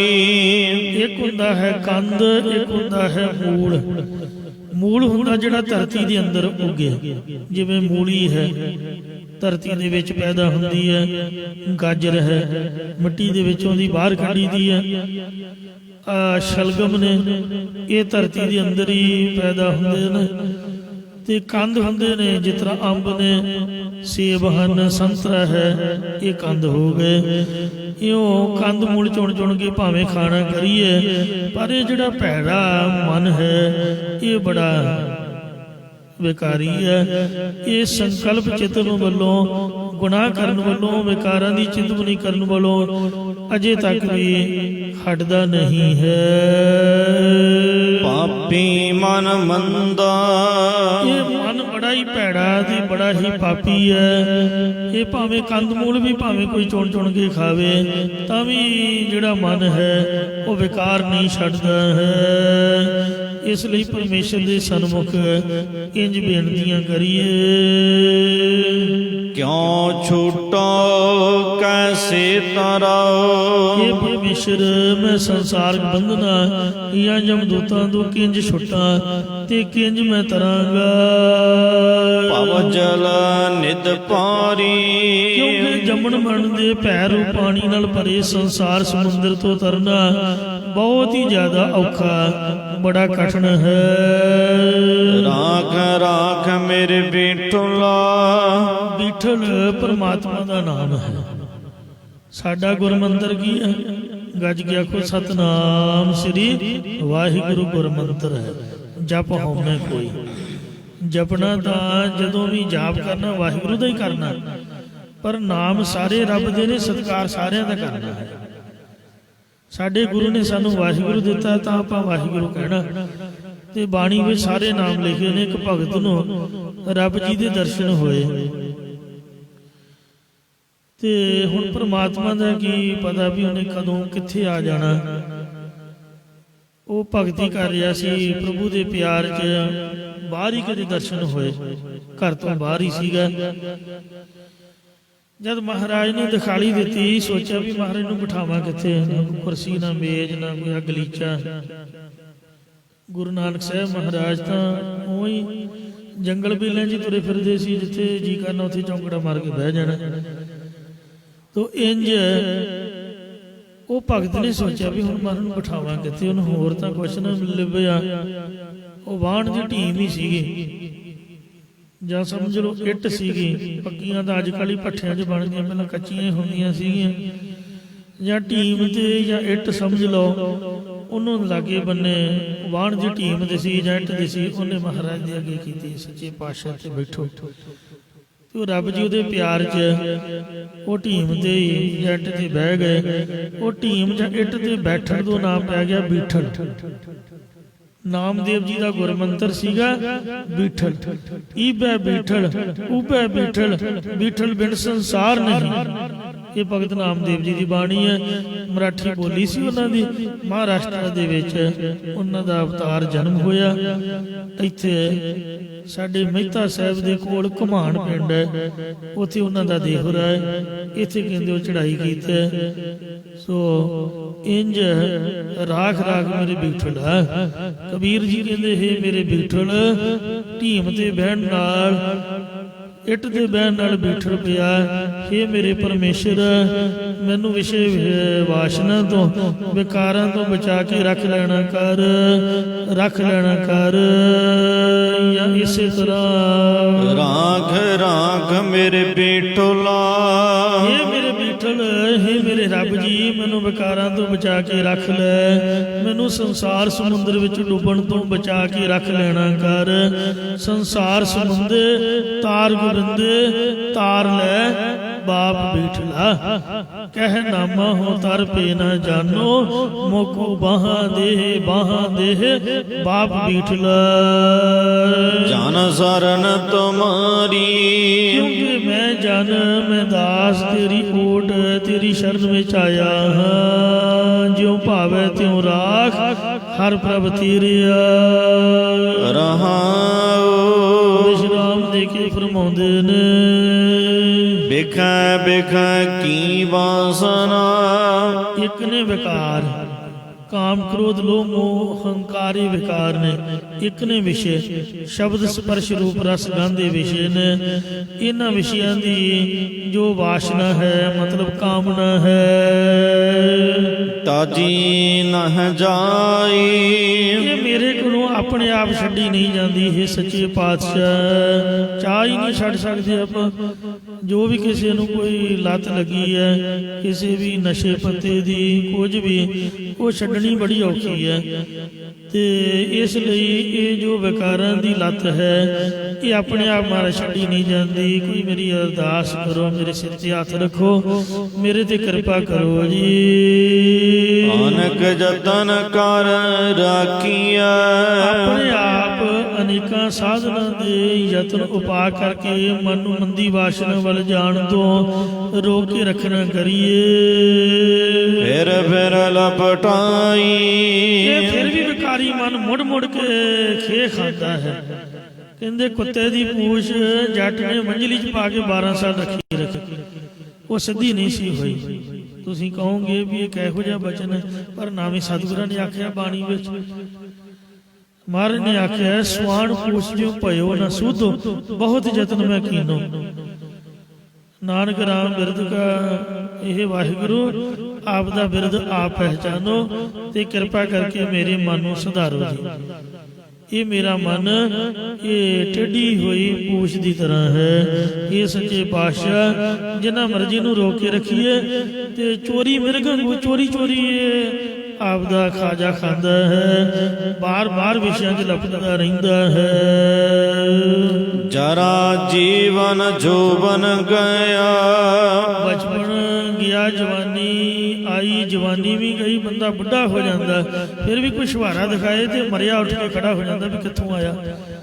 ਇਸ ਤਰ੍ਹਾਂ ਦਾ ਸੁਭਾਅ ਹੈ ਇਸ ਭੈੜੇ ਮਨ ਦਾ। ਕਿਛ ਕੀਆਂ ਅਨੇਕਾਂ, ਹਮੇਸ਼ਾ ਪੁੱਠੀਆਂ ਗੱਲਾਂ ਸੋਚਣੀਆਂ, ਪੁੱਠੇ ਪਾਸੇ ਖਿਆਲ ਰਹਿਣਾ, ਤੇ ਗੱਲ ਕੋਈ ਚੱਜ ਦੀ ਕੰਮ ਦੀ ਕਰਨੀ ਹੋਈ ਨਹੀਂ, ਕੋਈ ਰੱਬ ਦੇ ਘਰ ਦੀ ਹੋਰ ਹੀ ਤਰ੍ਹਾਂ ਦੇ ਬਚਨ ਪਰ ਬੰਦਾ ਆਪਣੇ ਆਪ ਦੀ ਉਮਰ ਵੱਲ ਖਿਆਲ ਰੱਖੇ ਵੀ ਮੇਰੀ ਉਮਰ ਕਿੰਨੀ ਹੋ ਗਈ ਹੈ ਤੇ ਮੈਂ ਗੱਲ ਕੀ ਕਰ ਰਿਹਾ। ਕਿਉਂ ਜਵਾਨੀ ਦਾ ਸਮਾਂ ਚਲਾ ਗਿਆ, ਹੁਣ ਤਾਂ ਬੁੱਢਾ ਹੋ ਗਿਆ, ਇਹ ਬਜ਼ੁਰਗ ਅਵਸਥਾ ਦਾ ਜੀਵਨ ਆ ਗਿਆ, ਹੁਣ ਤਾਂ ਇਹੋ ਜਿਹੀਆਂ ਗੱਲਾਂ ਤਿਆਗ ਦਈਏ। ਪਿਛਲੀ ਲੰਘੀ ਉਮਰ 'ਚ ਤਾਂ ਕੁਝ ਚੰਗਾ ਕੀਤਾ ਨਹੀਂ, ਪਿਛਲੀ ਉਮਰ ਗੁਨਾਹੀ ਬੀਤੀ, ਹਰ ਕੀ ਭਗਤ ਨਾ ਕੀਤੀ, ਅੱਗੇ ਸਮਝ ਲੋ ਨੰਦ ਲਾਲਾ ਪਾਚਾ ਜੋ ਬੀਤੀ ਸੋ ਬੀਤੀ। ਮੁੰਡਿਆਂ ਨਾਲ ਬਹਿ ਕੇ ਤਾਸ਼ ਖੇਡਣੀ, ਮੁੰਡਿਆਂ ਨਾਲ ਬਹਿ ਕੇ ਪਿਆਲੇ ਦੀ ਸਾਂਝ ਪਾਉਣੀ, ਉਹਨਾਂ ਨਾਲ ਲੋਹੜੀ ਦਿਵਾਲੀ ਤੇ ਨੱਚਣਾ ਕੋਈ ਚੰਗਾ ਕੰਮ ਥੋੜੋ। ਉਹਨਾਂ ਬਜ਼ੁਰਗਾਂ ਨੇ ਤਾਂ ਸਿੱਖਿਆ ਦੇਣੀ ਹੈ ਨੌਜਵਾਨਾਂ ਨੂੰ। ਜੇ ਆਪ ਹੀ ਉਹਨਾਂ ਨਾਲ ਮਸਤੀ ਮਾਰਨ ਲੱਗ ਪਏ ਦੱਸੋ ਭਲਾ ਕਿੱਥੇ ਹੋਏਗਾ।